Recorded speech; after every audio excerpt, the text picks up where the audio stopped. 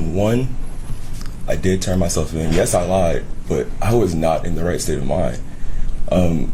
There was no way for me to prepare for a situation like that. I was scared.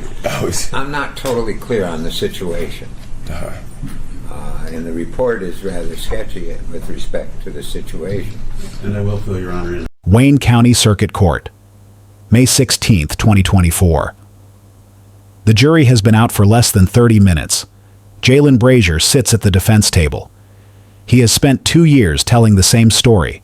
An accident, a panic, a terrible mistake. No body was ever found, no witnesses, no confession to murder. He believes there is not enough evidence to convict him. He also believes his family will stand by him. During the search for Zion, his own mother had defended him. She told Zion's mother, "My baby wouldn't lie to me." But he was lying, about everything. The foreperson stands, guilty, second-degree murder, guilty, tampering with evidence. Brazier stares at the jury. His face shows nothing. He loosens his tie. He is led out of the courtroom in handcuffs. 30 minutes. That is how long it took 12 people to see through every lie Jalen Brazier ever told. Outside the courthouse, Zion's father speaks. James Royster is from Jalen's side of the family, the side that was supposed to protect him. He says, "You thought you were smart. You tried to be slick, but people saw you for what you are." You thought you were smart. You tried to be slick. The people saw you for what you are. Zion's mother, Sierra Milton, stands beside him. She has spent 2 years fighting for justice. 2 years searching for a daughter she will never find. 2 years facing the man who hugged her and promised to help bring Zion home, while knowing exactly where she was. She has her own message for Jalen Brazier. You thought that she didn't matter to us, and you were mistaken. You set yourself up. Good riddance. I spoke with Zion's mother after the verdict. If you could say anything to the jurors right now, what would it be? Thank you so much. You thought that she didn't matter to us. And you were mistaken. You set yourself up. Good riddance. My condolences to the family. Jalen Brazier thought his family would save him. He thought wrong. Zion Rochelle Foster was 17 years old, the oldest of 6 children, the one who looked after her younger siblings, the one they all looked up to. She was an artist, a singer, a songwriter. She had just started her first job at Detroit Wing Company and loved making her own money. She was supposed to graduate high school, supposed to go to college, supposed to have a future. East Point, Michigan, 40 miles, north of Detroit. A quiet suburb where nothing like this was supposed to happen. January 4th, 2022. Zion finishes her shift at Detroit Wing Company. Her mother's boyfriend picks her up and drives her home. Later that evening, Zion asks her mother a simple question. Can she go hang out with her cousin Jalen? Her mother Sierra would later testify that she said yes, because she trusted him. She thought he would be responsible. Jalen Brazier was Zion's step-cousin from her father's side of the family. He was 25 years old. She was 17. Around 10:45 that night, he picked her up. She took only her phone and a small purse. She did not even bring a coat. She was not planning to be gone long. That's like an older phone that she had. Yes. To your understanding, was she actively using that? It would be used for like YouTube to entertain the baby. Okay. Yeah. And at some point, did you turn that phone over to an East Point police detective? Yes. Okay. And what's shown on the screen here, is that just a duplicate of what you're holding in your hand? It's marked as Exhibit 2? Yeah. Okay, thank you. And I also am holding what has been marked as People's Proposed Exhibits 3 through 8. Your Honor, may I approach again? Yes. At 12:59 a.m., Zion sent her mother a text message, 3 letters, OMW, on my way. It was the last message Zion Foster would ever send. When Zion did not come home, her mother called. No answer. She called again. Nothing. She checked Zion's location on her phone. It showed she was near Brazier's house. Then the signal disappeared completely. The next morning, Sierra called Brazier. Where is my daughter? In court, Sierra recalled exactly what he said. He told her he did not know why Zion would lie and put him into this. And then come with me and post flyers and reach out to me and tell me, I don't know, I know you're looking for Zion, but I don't know. I haven't seen her. I haven't spoke to her, and I don't know why she would use me. Why lie? That he had not seen her in years, had not seen her in months. Sierra was stunned. She had seen him recently. She knew he had picked Zion up the night before. Why was he lying? January 5th, 2022. Zion Foster is officially reported missing. Her face appears on the evening news. Flyers go up across East Point and Detroit. The community comes together to search for a missing 17-year-old girl. Volunteers comb through parks, abandoned buildings, alleyways, anywhere a teenager might be found. And then something strange happens. Jalen Brazier shows up, the same man who told Sierra he had not seen Zion in months, the same man who denied picking her up that night. He joins the search parties. He helps distribute flyers. He posts missing person signs on telephone poles and street corners. He hugs Sierra. He tells her they will find Zion. He looks her in the eyes and promises they will bring her home. For 2 weeks, Jalen Brazier plays the role of concerned family member. He searches alongside a grieving mother. He comforts her when she breaks down crying. And the whole time, he knows exactly where Zion is. Police are watching. They have traced Zion's phone signal to Brazier's neighborhood. They have surveillance footage. They have questions. January 19th, 2022. 15 days after Zion disappeared. Brazier knows police are closing in, so he makes a decision that will change everything. He turns himself in. Inside the Detroit Police Department, Jalen Brazier sits across from detectives. He is ready to talk, but not to confess to murder. He has a different story, one he has carefully constructed, one designed to make him look like a victim of circumstances instead of a killer. Brazier tells police that yes, he did pick up Zion that night. He admits he lied to her mother, but he has an explanation. He says they went back to his place. They smoked marijuana together. Zion started acting strange. Her breathing became shallow. And then, according to Brazier, she just stopped breathing. He says he did not know exactly how she passed or what caused her to pass. He just knew 1 minute she was cool, she was fine. She laid back for a minute, and next thing he knew, she was just dead. So did you explain how she passed? I don't know exactly how she passed, what caused her to pass. I just know 1 minute she was cool, she was fine, she laid back for a minute. Next thing I know, she was dead. I don't know what caused it. I did not cause it or anything like that. I reacted stupidly off of fear and panic like I've never felt before in my life. He claims he did not cause it, that he reacted stupidly off of fear and panic like he had never felt before in his life. Detectives ask the obvious question.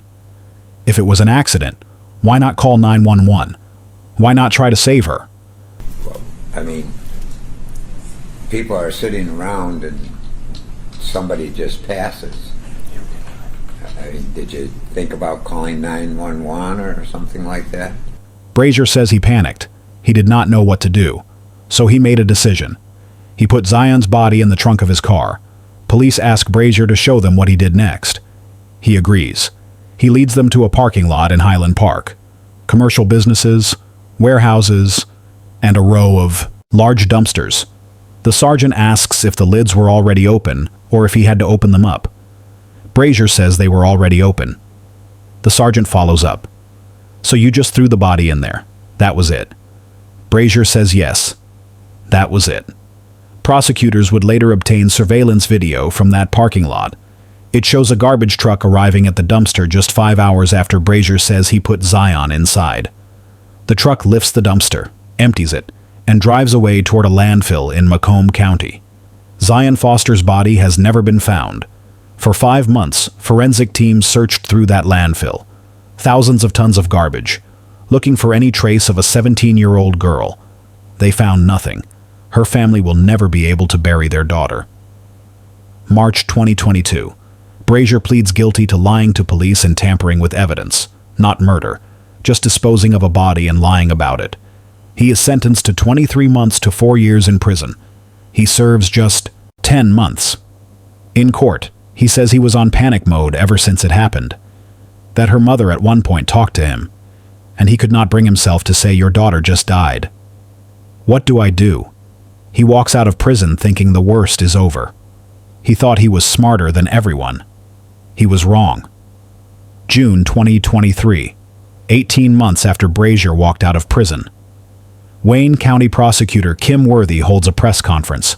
New charges, second-degree murder. The key? What investigators found on Jalen Brazier's phone. While Brazier was serving his 10 months for lying to police, digital forensic experts were working, extracting data, recovering deleted messages, building a case. What they found destroyed Brazier's entire story. Over 4,000 text messages between Brazier and Zion. At trial, prosecutor Ryan Elsey told the jury exactly what those messages contained. The texts were absolutely pervasive and sexually explicit. Most of them were sent when Zion was 16 years old. He was grooming her for a sexual relationship. He said, after all, he was with her that night. He brought her back to his house late at night, and they smoked some marijuana. Only he claimed that after smoking marijuana, that she just oddly died for no apparent reason in his presence. And that his reaction, you will hear him calmly and confidently say, was not to call 911, but to put her body in the trunk of his car and dispose of her remains. Jalen Brazier was not just Zion's cousin. He was a predator, and he had been grooming his teenage cousin for over a year before she disappeared. But the text messages were not the most damning evidence on Brazier's phone. It was his Google searches. In the days after Zion's death, while her family desperately searched for her, while Brazier was hugging her crying mother and posting missing person flyers, he was searching for something else. Can you be charged with murder if body not found? He searched that. Those exact words, while pretending to help find her. Are trash trucks compactors? He wanted to know if the garbage truck would destroy the evidence. How to tell if you are being watched by police. He knew they were closing in, and perhaps most disturbing of all, cousin porn. Brazier was not panicking after an accident. He was calculating, planning, making sure he would get away with it. He thought he was smarter than everyone. The cellular analyst walked the court through the phone data. He showed exactly when Zion's phone went dark. 1:15 a.m. It never came back online. He showed GPS data placing Brazier's phone at a Highland Park parking lot with commercial dumpsters at 3 a.m. The timeline did not match an accident. It matched a murder and a disposal. There was more physical evidence. A K-9 sergeant testified about searching Brazier's vehicle months after the disappearance. A dog trained to detect human decomposition was brought to examine the car. The dog alerted on the trunk. Not the passenger seat where Brazier claimed Zion died. The trunk. Where you put a body you are transporting. Explain that. Yes, sir. So I've always been intrigued by what the dogs can indicate because they surprise you. They do great things, right? So I wanted to put a measurement on it, and I've been working with our laboratories on how to put a number. How could I measure what a dog that can locate trace blood evidence? How could I put a number on it to be able to? Brazier's girlfriend, Katrina Smith, took the stand. She is the mother of his 3 children. She lived with him in that house. She testified about something she noticed the morning after Zion disappeared, a deep bloody scratch running down Brazier's neck. When she asked about it, Brazier told her the cat did it. They did not have a cat. The final piece of evidence came from jail. Prosecutors played recordings of phone calls Brazier made while awaiting trial. He thought he was being clever. He used another inmate's phone account to avoid being recorded.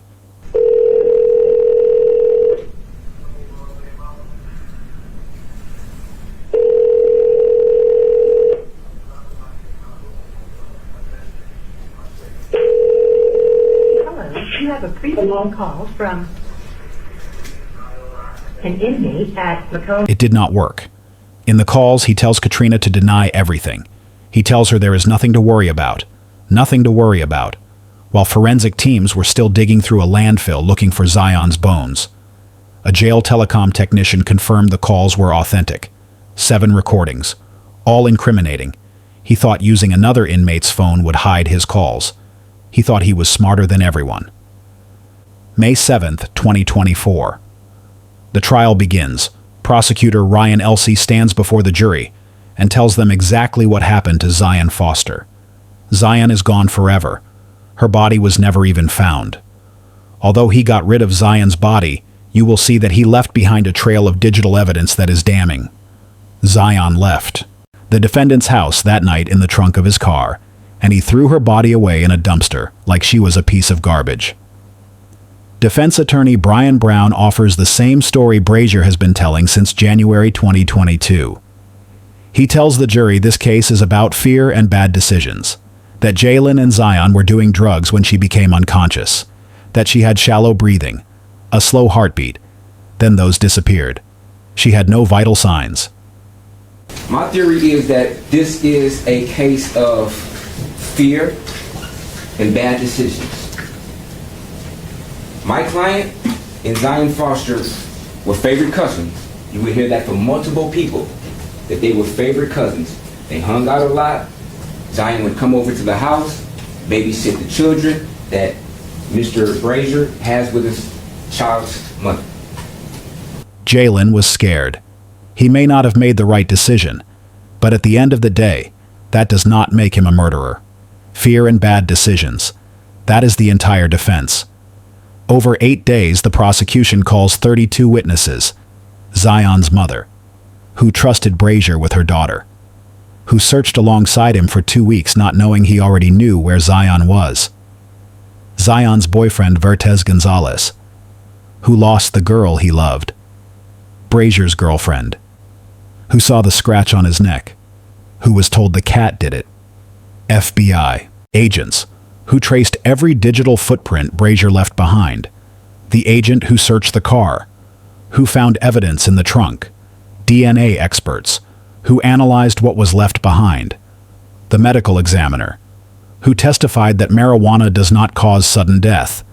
That Brazier's entire story was medically impossible. The forensic technician who searched the landfill for 5 months, digging through thousands of tons of garbage, hoping to find something to bring home to Zion's family. They never found her. On day 4 of the trial, something happens. As prosecutors replay audio from Brazier's interrogation, he is seen wiping away tears. It is the first emotion he has shown, but the tears are not for Zion. In the recording, he is heard saying this has dramatically changed his life and the life of his immediate family. His life. His family. In life, you try to mentally prep for a lot of situations. But when one that you just would never have even thought to happen just happens. And you're like, wow, immediately the first thing comes to your mind is everything you're about to lose, how it's about to affect your kids, your life in general. And then after that, how it's flipped when whoever, it's like play telephone and change many times. No mention of the 17-year-old girl he threw in a dumpster. No mention of the family he destroyed. May 15th, 2024. The prosecution. The rests. 32 witnesses. 8 days of testimony. Mountains of evidence. Now it is the defense's turn. Defense attorney Brian Brown rises from his chair. He calls no one. 0 witnesses. Not a single person to explain what happened to Zion Foster. Not a single expert to challenge the evidence. Not a single character witness to speak on Brazier's behalf. And Jalen Brazier himself? He will not take the stand. He will not explain. He will not testify. He will not face a single question from the prosecutor. Because there is no explanation. There is only evidence. May 16th, 2024. Closing arguments. Prosecutor Elsey speaks for over an hour. He walks the jury through every piece of evidence, every lie Brazier told, every calculation he made. He tells the jury that Brazier put her in that dumpster because he murdered her. That is why people get rid of bodies, period, full stop. Then he tells them what he believes really happened that night. Why Zion Foster really died. Zion Foster Probably died because she did not want to have sex with him. Defense attorney Brown speaks for 30 minutes.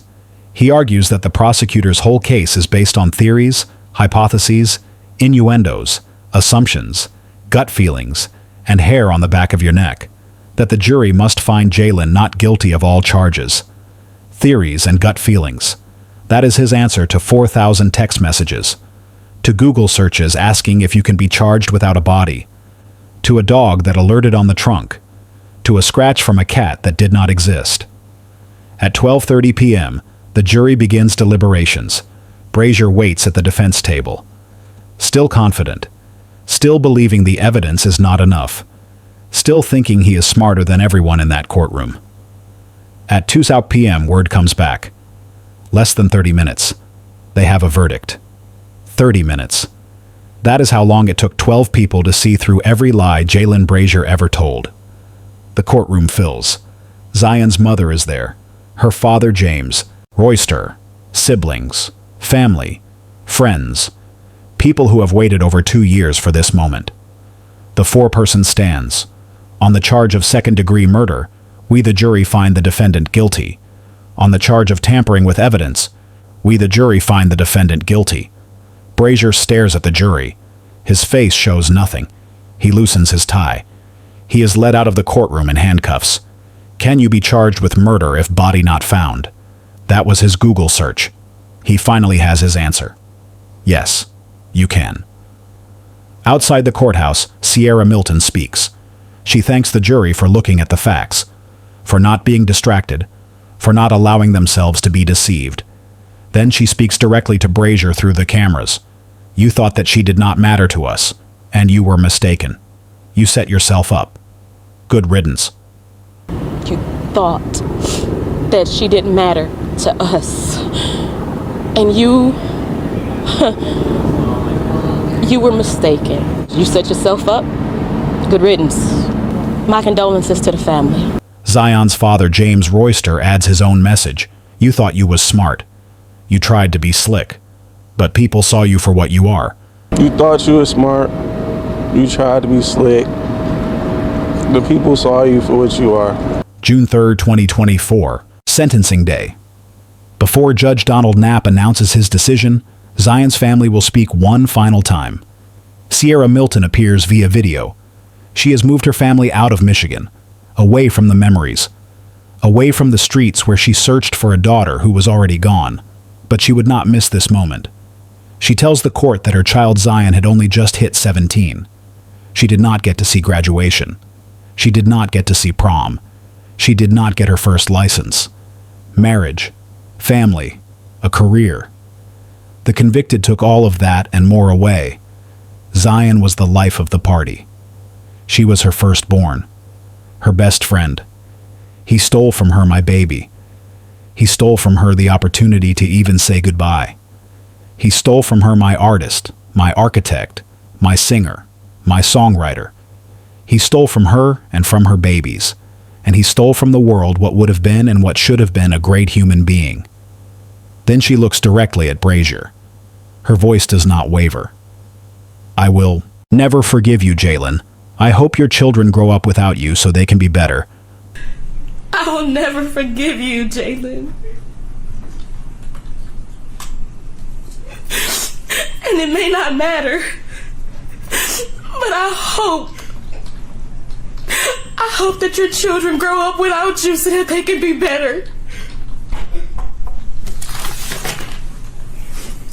Thank you. Brazier is given the chance to speak. After the grooming, after the murder, after throwing her body in a dumpster, after helping search for her, after lying to everyone, after being convicted by a jury in less than 30 minutes, he finally has a chance to explain himself. He says he was reckless, inconsiderate, that his apologies are worth nothing. They cannot undo what happened. Then he asks the judge for something that silences the courtroom. He asks the judge to give him a fair opportunity to get back to his future. His future. After stealing Zion's. Judge Donald Knapp has heard enough. He tells Brazier that he remains largely unable to accept responsibility. That he told the probation officer he did not murder her, but the jury found him guilty. That even now, after everything, He is incapable of accepting responsibility for the suffering he has caused. His cold indifference and self-absorbed conduct made it clear he is unlikely to be rehabilitated. He took advantage of Zion's youth and naivety. When she became a liability, he disposed of her in a heartless manner. The sentencing guidelines called for 18 to 31 years. The judge goes higher. For second-degree murder, 38 to 90 years. For tampering with evidence, 5 to 10 years. Consecutive, 43 to 100 years. To police weeks after her murder was part of an ill-conceived attempt to avoid taking responsibility for Zion Foster's death, especially considering the changing stories about the cause of her death. So for these reasons, the defendant is sentenced to 38 to 90 years with a consecutive sentence of 5 to 10 years on count 2 with credit for 356 days served. Jalen Brazier will not be eligible for parole until he is in his 60s. He will likely die in prison. He asked for a fair opportunity to get back to his future. The judge gave Zion's family justice instead. Jalen Brazier had every opportunity to get away with murder. No body, no witnesses, no confession to the killing itself. But he made one mistake. He underestimated everyone around him. He underestimated the detectives who traced Zion's phone to his neighborhood. He underestimated the forensic experts who extracted 4,000 text messages from his devices. He underestimated the analyst who found his Google searches. He underestimated the K9 unit that alerted on his trunk. He underestimated the jail technician who recorded his phone calls. He underestimated a jury who saw through every lie in less than 30 minutes. And most of all, he underestimated a mother who refused to stop fighting for her daughter. Zion Rochelle Foster's body has never been found. Despite 5 months searching through a landfill, despite forensic teams digging through thousands of tons of garbage, her family will never have that closure. They will never be able to bury their daughter. They will never have a grave to visit. But they have something else: justice. After sentencing, Sierra Milton said it was slightly rejuvenating to know that he is not just going to be free. Now it is just the healing, something they will work towards for years to come. Zion Rochelle Foster was 17 years old, an artist, a singer, a songwriter, the oldest of 6 children, the life of every party, the big sister everyone looked up to. She trusted her cousin with her life. He threw her away like garbage. Jalen Brazier will be eligible for parole when he is in his 60s, if he lives that long. He helped search for the girl he killed. He posted flyers on the same streets where he lived. He hugged her crying mother while knowing exactly where she was. He Googled whether he could be charged without a body. He thought he was smarter than everyone. He was wrong. Thanks for watching. Please like, share, and subscribe for more.